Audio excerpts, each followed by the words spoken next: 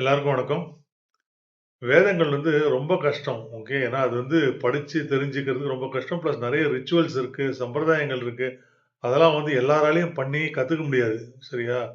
அப்போ தர்மத்த பத்தி எப்படி தெரியுது? அப்ப மக்கள் மனசுல பல கேள்விகள் வருமே. அதுக்கெல்லாம் யார் பதில் சொல்லுவான்னா, குருக்கள் கருணை கொண்டு வேதத்தின் சாரத்த உபனிஷத்கள்ல குடுத்தாங்க. உபனிஷத்கள் எல்லா பிலாசபிக்கல் கொஸ்டின்ஸ்க்கும் உபனிஷத்கள்ல ஆன்சர் உண்டு. சரியா?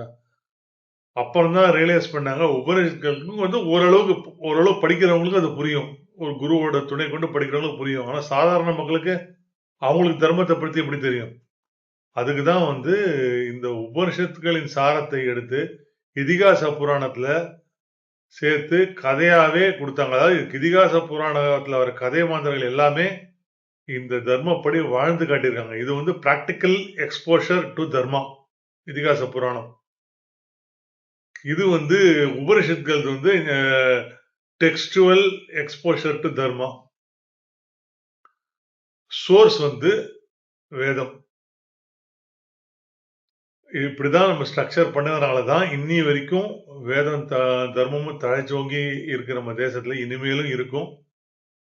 இந்த மாதிரி தர்மங்களை, பிலாசபிக்கல் கொஸ்டின்களை வேதம், உபனிஷத்கள், இதிகாச புராணங்கள் எளிமையா எடுத்து சொல்றது தான் இந்த தர்மா இன்டர்னல் சேனலோட குறிக்கோள்.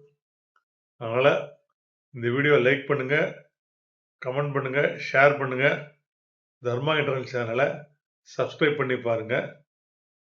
மேலும் அடுத்த வீடியோவில் சந்திப்போம். நன்றி.